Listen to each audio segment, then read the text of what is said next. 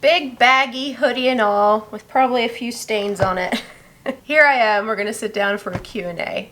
If you're new here, my name is Janine, it's really nice to meet you. And today's video is just gonna kind of be a chat with me style video.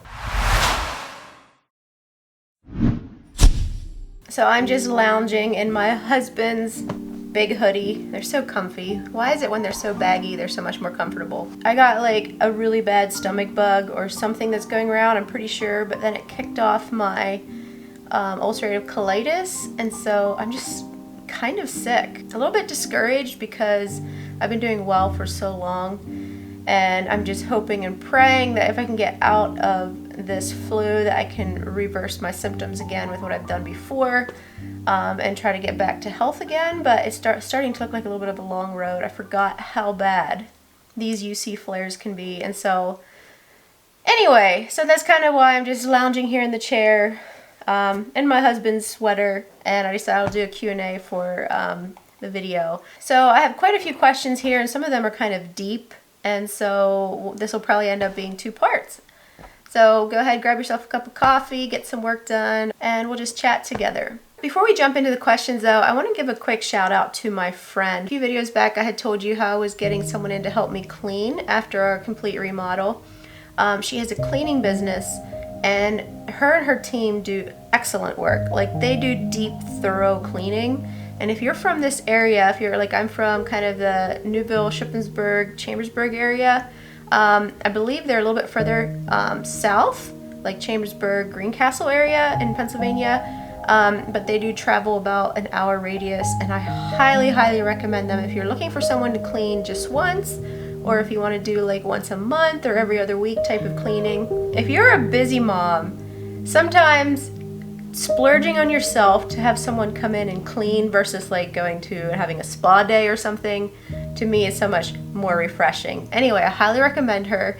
She's giving a one-time offer to you all, so I'll have her information down below. If you call her up, she is offering $50 off when you sign up for any one of their services for your first time, or $100 off if you sign up for regular cleanings, whether that's 2, 3, 4 every 6 weeks, something like that. So I definitely recommend them. Some of the best cleaners I've ever encountered, and they come in and they do like a really deep cleaning. That's kind of what their company's known for. So can't say enough good things about them. All right, jumping into the multitude of questions. So first question is, how is my mom doing? So if you're kind of new here and aren't aware, like a little while ago, we were really worried about my mom. Actually, first off, we found out that my husband's dad had cancer, and that was a real blow. And so my husband went out to help with the family as he was starting to do chemo treatments. Right before he was leaving, we found out my mom has a growth on her kidney. And it was just like this slam. It's like looking like both our parents have cancer. A lot of you have been asking about that. So let's first talk about Nolan's dad. For a while, his chemo treatments were going well. He has cancer in his lymph nodes, I believe, which they say is 95% treatable and 95% success rate, so we've been pretty hopeful. And he was doing really well, had lots of energy, and then he got sick. He got hit with COVID while he was going through chemo, and so it's been kind of rough. He's been in the hospital, he's been on respirators, and he just got back again, so we're really hoping for an upturn in that. But yeah, it's still a little rocky there with Nolan's dad. With my mom, she is doing absolutely incredible. It was a rough patch there for a while. The growth had been quite large, but thankfully, praise the Lord, it was not cancerous. They were able to remove it, and it took her a little while to recover from surgery, but she's doing excellent. She's better than I have seen her in probably years. And so it's so good to see her just so vibrant and my mom again. So thank you so much for all your prayers. And many of you sent her cards. If you follow my Instagram, I had kind of put out a little shout out, and a lot of you had sent her cards, and she really appreciated that. She got like 100, like over, I think it was 150 or maybe even 200. I don't know how many cards and gifts she got. She wasn't able to reply to everyone, but she wanted me to give you all a huge thank you. It meant so much to her. All right, moving on. Number 2, do you have church school, or are y'all planning to homeschool? We do have a church school, which we'll probably send Xander to. I like the interaction that children get with other kids. If we have the option to send them to a school like a private school, we will, as long as we can afford to do that. All right, so number 3, I have wondered how Mennonites view makeup and jewelry. And there was another question later about Mennonites not wearing wedding rings, and this kind of all ties together. So the majority of Mennonites, now I'm not speaking for all Mennonites because there's some groups that aren't this way, but a lot of them would take the verses, say in 1 Timothy 2:9, literally, where it says, likewise also that women, this is the ESV version, I believe, that women should adorn themselves in respectable apparel with modesty and self-control, not with braided hair and gold or pearls or costly attire. And in 1 Peter 3:3 it says, do not let your adorning be external, the braiding of hair and the putting on of gold jewelry or the clothing you wear, but let your adorning be the hidden person of the heart with the imperishable beauty of a gentle and quiet spirit, which in God's sight is very precious.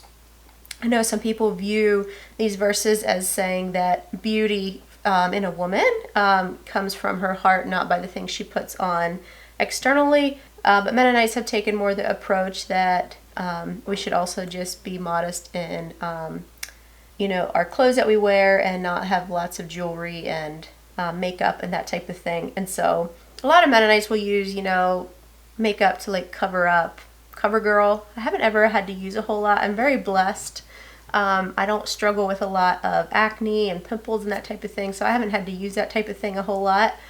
But as far as like excessive makeup, and very few Mennonites wear jewelry. I know that there's some groups that have taken on the wedding ring, and so yeah, kind of depends where you go, but the majority would take these verses literally and everything. When I had mentioned that I was going to do a Q&A, I had mentioned that possibly my husband and I would do it together.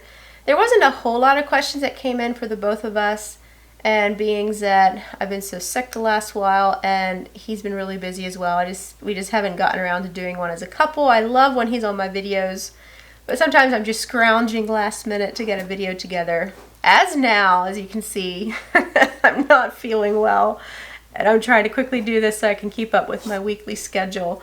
And so I decided to just go ahead with the Q&A, since most of them were directed at me, but there's a few here that were directed at my husband. It says, I know my husband would love to hear his thoughts about leading your family, how to do it, and ways to inspire others. I might have to try later maybe to get him on and tackle some of these questions. Info on how the Mennonites and Amish see the world right now. Kind of a deep question, a hard question to answer, because there are different viewpoints within our within Mennonites and Amish, just as there is with anyone. We're all individuals within a group. It's not like we're all always thinking the exact same thing. So there can be differing opinions and differing viewpoints. We're not always all thinking the exact same thing, if you understand what I mean. But it's definitely unsettling times, troubling times. I know that in our church group, it's definitely cause for concern. It's been something that's been brought up a lot in prayer requests. A lot of the things that are happening in our country right now, it's really sad. All the unrest and just the political agenda that's going on from both the right and the left. I'm not really sure how to answer that. Maybe I could answer it a little bit more on a personal level later. I don't ever want to get into politics here on this channel because, yeah. Anyway, let's move on a little bit. Hopefully that wasn't brushing over that question too much. It's kind of a hard question to answer. If you could also incorporate your thoughts about what is happening in the U.S. It's definitely sad what's happening to this country, seeing the rift between people grow wider and wider, and the anger and the frustration and the feelings between people. And when you step back and you look at both sides, you can kind of see a little bit where each side is coming from. I don't really know how much I want to talk about this, because it's one of those things that if you start actually saying specific things and viewpoints that you might have, it might, I just don't know if I want to talk about it a whole lot. Someone else had asked, kind of our thoughts on end times, and I think it kind of ties into this, and I've seen this a lot with Christian groups especially, saying, how this is definitely the end times, we're coming up to the tribulation, all these types of predictions or whatever. And I'm not saying that it's not true. As far as revelation and your belief on that, we might have a lot of people have different viewpoints on that. Our particular viewpoint tends to lean a little bit more towards revelation is kind of, what's the word? This is where I need my husband's help. Basically, Revelation is it an allegory? Is that the word? Really like a poetic way of describing something and not exactly a literal way of describing end time events. I tend to lean, and my husband as well, towards the belief that Revelation is kind of a continuing story that repeats itself and that we're living through that time. Ever since Christ's death has been, Revelation is supposed to be something that encourages us.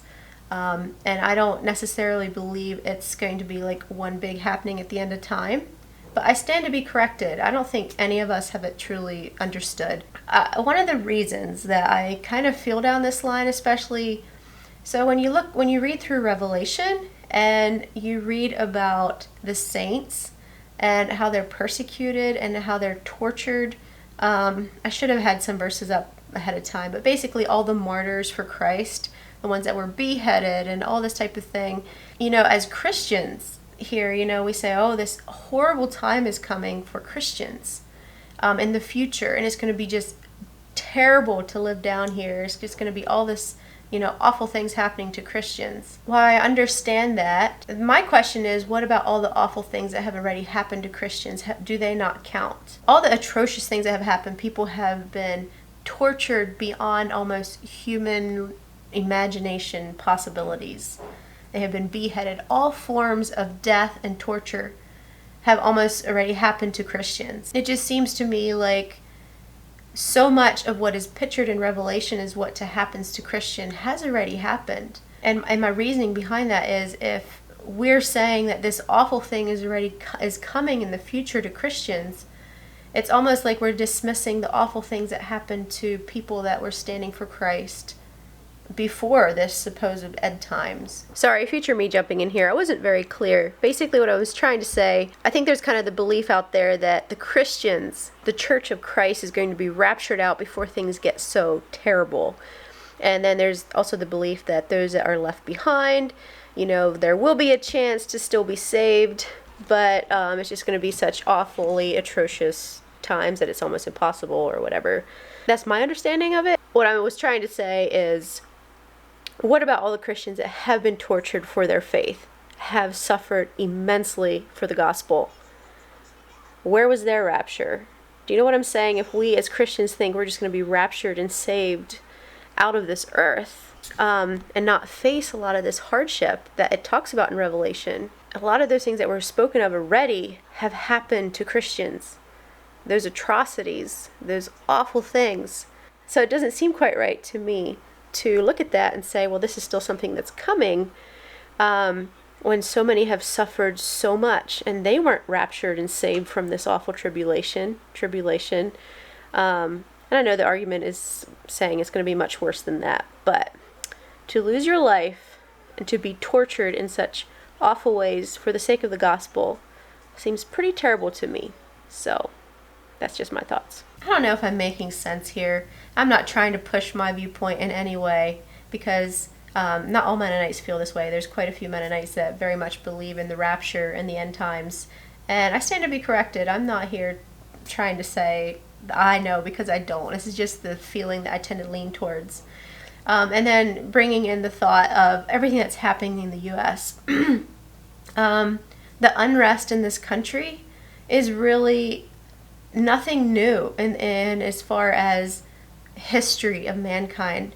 Anywhere you have governments and people, there's always unrest, there's always a rebellion, there's always revolutions, or whatever you want to call it. Where there's people, there's going to be conflict, there's wars. It's just going to happen until the end of time. And so we've been so blessed to live in a country that has had peace and prosperity for so long that we hardly know how to cope with things like this, where it's just such unrest and kind of fear takes over us. And I just tend to think, you know, I just need to trust God, not get involved in all the politics, although I think, you know, it is our job to pray. It's our job to stand for what's right, because there's obviously certain political agendas that I believe are quite evil. And I think, yeah, whether you can class a whole group of people with certain agendas as being evil, I don't really think you should always do that. But there's certain specific things happening that I would classify as having a darkness behind them. But anywhere that Christ's light is missing, we can expect darkness. And so I guess I just feel like there's a human tendency that has happened throughout all generations to say, oh, look how terrible this is, and then you run to Revelation and pull in, things that are happening, and say, now is the end of time, now is going to be the things that are happening. And while some of that could be true, I'm not saying it isn't, there's definitely some things that definitely do seem to line up if you take it literally, but I know there's other times in history it seemed to line up as well. And so I just Jesus says to be ready and waiting, because no man knows the time or the hour when Christ is going to return. And so I prefer taking a simple look on life and saying, I don't know when, I don't know how this is all going to unfold, but I don't need to worry about it, because Christ has promised that he is going to give us grace to get through whatever we face. And whether that means we're going to be raptured or whether it means we have to stay here and endure until the end, which is probably what I think is going to happen, throughout it all, he won't leave us. Just take that simple comfort and faith in Jesus. And to me, it's like so much could happen, but why worry about it until it's upon us? I would love to know more about your home, the square footage of the home and its history. The farm here is 120 acres. It's owned by my dad. We're hoping to purchase it once he retires. As far as the history, a lot of people have been wondering if it's been in our family for many generations. It has not been. Actually, interesting story. My dad became a farmer basically from the ground up. When he finally left home and went out on his own, he was able to purchase a piece of property. It was pretty run down, old buildings and whatever. And slowly over time, he worked really hard, was able to build it up into a larger farm. As many of you know, the life of a farmer is not easy. It's hard to get invested in all the equipment and all the things that you need to farm. And then it's such a risk with crops and if they do well and if not, and all the expenses involved. But anyway, it's kind of a long road for him, but he slowly worked up his farm. He got into beef farming. It's mostly what he does. Raises beef cattle, and over time his farm slowly grew, and especially now that he's older, he has become a much larger farmer, and with that he has purchased additional land to farm. And so he purchased this property. It was right before Nolan and I got married. It was about 10 years ago, I believe, and he purchased it for farming, and it just so happened that there was a house on the property, and so we were able to move in here. It was a really good deal. He let us move in for free for a little bit, and then we started paying rent. So it's kind of why we're here, how it all happened. But no, we don't have some great story about a long generation of it being in the family. Once you get your new kitchen up and running, would you be willing to share some Mennonite recipes with us? Yes, I'm planning to be doing a video, although I'm not much of a cook. I'm planning to be sharing some recipes here in the future and do some cooking videos, because a lot of you have been asking. I feel like I've just been all over with these questions, and I'm dreading editing this because I just rambled for forever. Thanks a lot for watching. Come back next week for part 2 and I'll finish answering up these questions.